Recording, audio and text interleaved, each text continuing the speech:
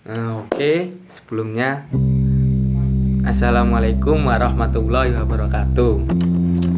Perkenalkan, nama saya M. Khairuddin Ramadhani. Saya salah satu mahasiswa YAIN Kediri, Prodi Hukum Keluarga Islam. Di sini saya akan sedikit membahas materi tentang dinasti Bani Umayyah. Yang pertama, di sini saya akan membahas lahirnya dinasti Bani Umayyah. Nama dinasti Umayyah ini berasal dari nama Umayyah bin Abdisam bin Abdul Manaf, yaitu salah satu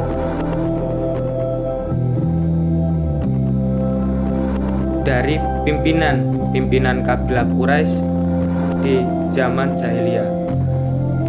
Umayyah senantiasa bersaing dengan pamannya, yakni Hasyim bin Abdul Manaf, untuk merebut pimpinan dan kehormatan dalam masyarakat dan bangsanya. Ia memang memiliki unsur-unsur kualifikasi yang diperlukan untuk berkuasa di zaman jahiliyah. Jadi karena ia berasal dari keluarga bangsawan serta mempunyai cukup kekayaan dan mempunyai 10 orang putra yang terhormat, orang-orang yang memiliki ketiga unsur ini di zaman jahiliyah berarti telah mempunyai jaminan untuk memperoleh kehormatan dan kekuasaan.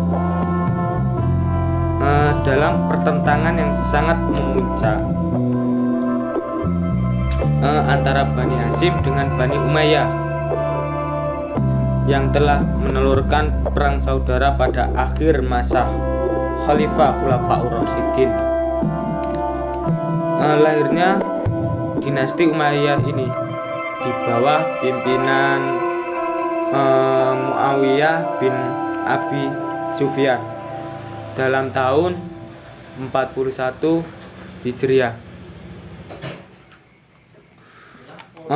Bani Umayyah baru masuk Islam setelah Nabi Muhammad SAW. Mereka berhasil menaklukkan kota Mekah.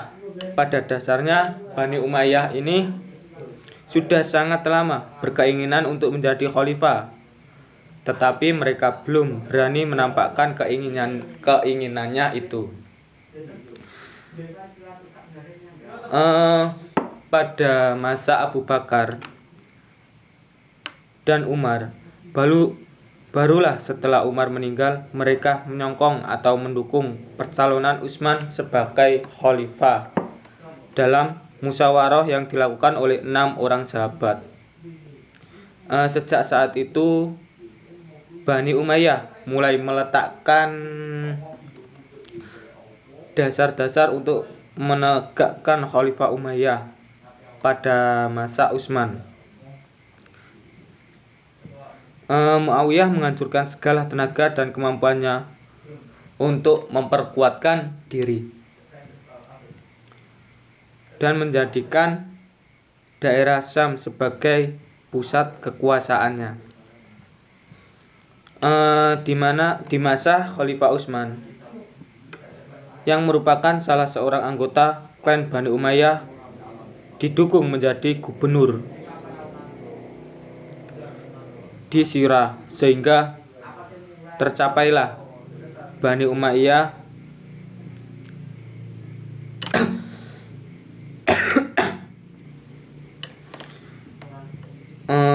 berdirinya dinasti Bani Umayyah ini dilatar belakangi oleh peristiwa Perang Siffin.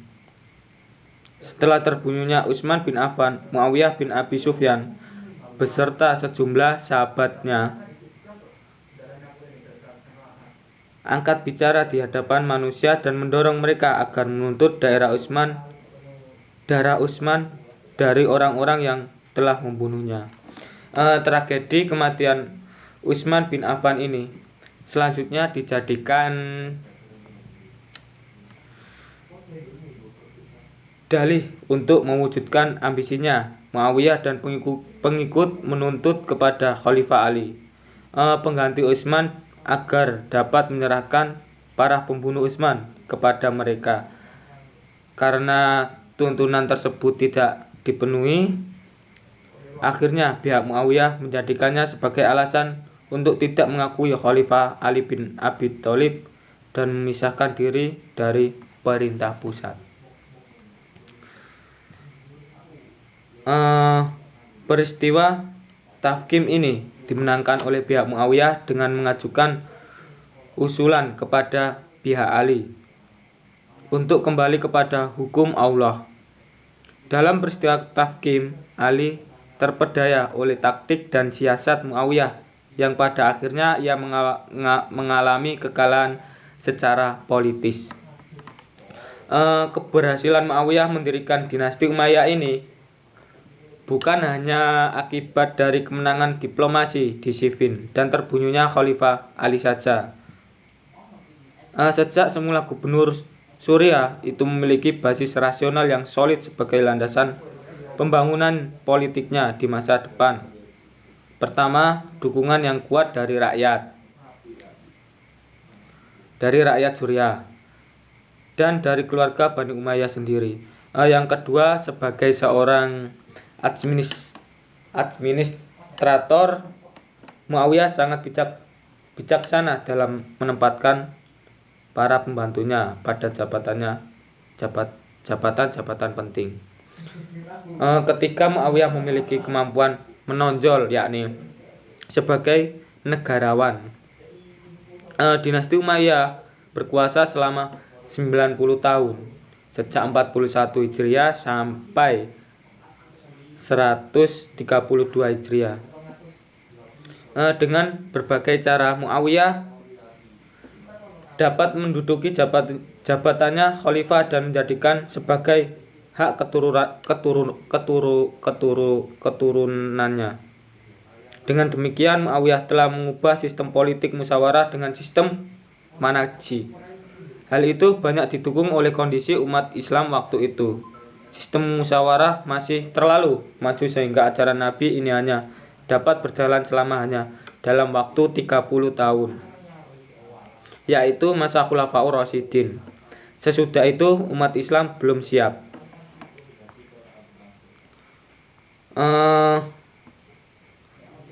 Dan yang selanjutnya ada para khalifah Bani Umayyah. Khalifah Muawiyah merupakan khalifah pertama dari 14 khalifah Bani Umayyah. Sebagaimana merupakan khalifah yang lemah. Adapun khalifah Bani Umayyah adalah yang pertama Muawiyah bin Abi Sufyan, dan yang kedua yakni Yazid bin Muawiyah, dan yang ketiga Muawiyah bin Yazid, dan yang keempat Marwan bin Al-Hakam, dan yang kelima Abdul Malik bin Marwan, dan ada beberapa lagi para khalifah Bani Umayyah, yakni Al-Wahid bin Abdul Malik, Sulaiman bin Abdul Malik, Umar bin Abdul Aziz, dan Marwan bin Muhammad. Yang selanjutnya di sini saya akan membahas sedikit mengenai materi tentang peradaban masa dinasti Abbasiyah. Yang pertama di sini saya akan membahas tentang sejarahnya berdirinya dinasti Abbasiyah. Berdirinya dinasti Abbasiyah ini sejak mempunyai sistem internal. Jadi sebelum mempunyai sistem internal, dinasti Abbasiyah ini masih belum berdiri. Penguasa Umayyah yang berujung pada keruntuhan dinasti Umayyah, maka upaya untuk menggantikannya dalam memimpin umat Islam adalah dari kalangan Bani Abbasiyah. Abbasiyah ini banyak mendapatkan simpati masyarakat terutama dari kalangan Syiah. Jadi dulunya Abbasiyah ini banyak sekali mendapatkan simpati dari kalangan Syiah karena bernuansa keagamaan dan berjanjinya mengenai mengangkat kembali keadilan seperti yang dipraktikkan oleh Khulafaur Rasyidin. Nama dinasti Abbasiyah ini diambil dari nama salah seorang paman Nabi yang bernama Al-Abbas ibnu Abdul Muthalib bin Hisham dinasti. Dinasti ini didirikan oleh Abdul Al-Saffah ibnu Muhammad ibnu Ali ibnu Abdullah ibnu Al-Abbas. Orang Abbasiyah merasa lebih berhak daripada Bani Umayyah atas khalifah Islam, sebab mereka adalah dari cabang Bani Hashim yang secara nasab keturunannya lebih dekat dengan Nabi. Jazirah Arab, Irak, Persia, sampai ke Cina, kondisi ini mengantarkan terjadinya interaksi antara daerah satu dengan daerah lain.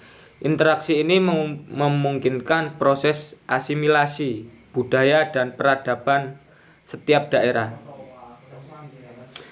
Jadi dulunya itu di Jazirah Arab, Irak, Persia sampai ke Cina ini yang mengantarkan terjadinya interaksi intensif ini di daerah satu dengan daerah lainnya ini dikarenakan ada proses asimilasi budaya dan peradaban setiap daerah. Nah, para penguasa Abbasiyah membentuk masyarakat berdasarkan rasa persamaan. Pendekatan terhadap kaum Malawi dilakukan antara lain dengan mengadopsi sistem administrasi dari tradisi setempat. Pembagian kelas dalam masyarakat dinasti Abbasiyah tidak lagi berdasarkan ras atau kesukaan, melainkan berdasarkan jabatan. Jadi dulunya itu pembagian kelas dalam dinasti Abbasiyah ini tidak lagi menggunakan ras atau kesukuan, melainkan berdasarkan jabatannya. Nah, dan kelas umum, kelas khusus terdiri dari khalifah, keluarga khalifah, Bani Hashim, para pembesar negara, menteri, gubernur, dan panglima. Kaum bangsawan non-Bani Hashim pada umumnya bertugas khusus tentara dan pembantu istana. Sedangkan kelas umum terdiri dari para seniman, ulama, dan pujaga fuqaha.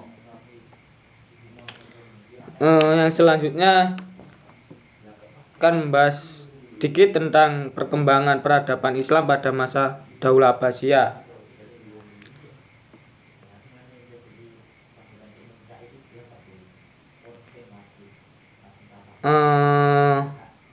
Ada beberapa tokoh di dalam berperan dalam kemajuan peradaban Islam pada masa dinasti Abbasiyah. Yang pertama Abu Ja'far Al-Mansur, dan yang kedua Harun Ar-Rasyid, dan yang ketiga Abdul Al-Maksum.